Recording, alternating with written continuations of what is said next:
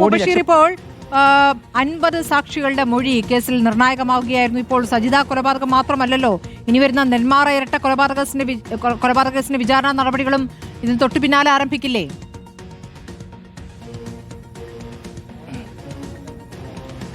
തീർച്ചയായും 2 ദിവസത്തിൽ തന്നെ ഈ കേസുമായി ബന്ധപ്പെട്ട അതിന് ശിക്ഷാവിധി ഉണ്ടാകും. ജീവപര്യന്തമായിരിക്കും എന്നുള്ളതാണ് നമുക്ക് നിലവിൽ അഭിഭാഷകർ എന്ന് മനസ്സിലാക്കാൻ സാധിക്കുന്ന ഒരു ഔദ്യോഗിക സ്ഥിരീകരണം വരേണ്ടതുണ്ട്. അല്പസമയത്തിനുള്ളിൽ തന്നെ അഭിഭാഷകന്റെ പ്രതികരണം നമ്മൾ പ്രതീക്ഷിക്കുന്നു. അതോടൊപ്പം തന്നെ ഏറ്റവും പ്രധാനപ്പെട്ടത് കൊല്ലപ്പെട്ട സജിതയുടെയും സുധാകരന്റെയും മക്കളുടെ ഒരു പ്രതികരണമാണ്. അവർ കോടതിക്കുള്ളിലാണുള്ളത്. അല്പസമയത്തിനുള്ളിൽ തന്നെ പുറത്തേക്ക് ഇറങ്ങും. നേരത്തെ തന്നെ അവർ പറഞ്ഞതായിരുന്നു, അമ്മയുടെ കൊലപാതകം നടന്ന സമയത്ത് തന്നെ തങ്ങൾക്ക് സുരക്ഷയൊരുക്കാൻ പോലീസ് തയ്യാറായില്ല, പരാതി കൊടുത്തതാണ്, തങ്ങളുടെ ജീവന് ഭീഷണിയുണ്ടെന്ന് മക്കൾ ചൂണ്ടിക്കാണിച്ചതായിരുന്നു. പക്ഷേ പോലീസ് അത് വകവയ്ക്കാത്തത് മൂലം അച്ഛൻ്റെ ജീവൻ കൊടുക്കേണ്ടി വന്നു എന്നുള്ളതായിരുന്നു അവർ ചൂണ്ടിക്കാണിച്ചിരുന്നത്. അച്ഛൻ്റെ അമ്മയായിട്ടുള്ള ലക്ഷ്മിയെയും അതിക്രൂരമായിട്ടായിരുന്നു ചെന്താമര കൊലപ്പെടുത്തിയിരുന്നത്.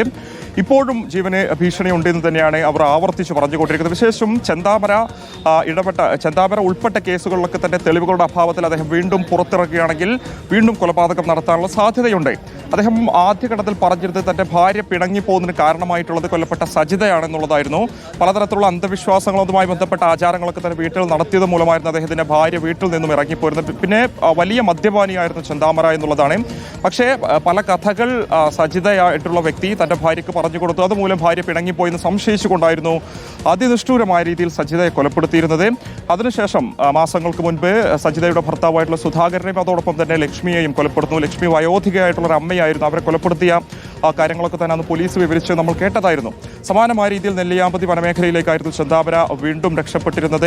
അന്നും പോലീസിന് അദ്ദേഹത്തെ കണ്ടെത്താൻ സാധിച്ചിരുന്ന ആ ഒരു വനമേഖല അറിയുന്ന വ്യക്തി അവിടെ നിലയുറപ്പിച്ചുകൊണ്ട് 2 ദിവസത്തിന് ശേഷം വിശപ്പ് സഹിക്കാൻ വയ്യാതെ ഇങ്ങോട്ടേക്ക് ഇറങ്ങി വരുന്ന കാഴ്ച. സ്വാഭാവികമായിട്ടും ആ കേസൊക്കെ തന്നെ കോടതി നിരീക്ഷിച്ചിട്ടുണ്ടാവും. മാധ്യമങ്ങളോട് തുടർച്ചയായി വാർത്ത വന്നത്. അതിനുശേഷം ഒരു കുറ്റബോധവുമില്ലാതെ താൻ ചെയ്തത് തന്റെ ശരിയാണെന്നുള്ളതായിരുന്നു ചെന്താമര പറഞ്ഞിരുന്നത്. സ്വാഭാവികമായിട്ടും ഇനി വരാൻ പോകുന്ന കേസുകളുടെ ശിക്ഷാവിധിയും അതുകൊണ്ട് വളരെ പ്രധാനപ്പെട്ട് തന്നെയാണ്.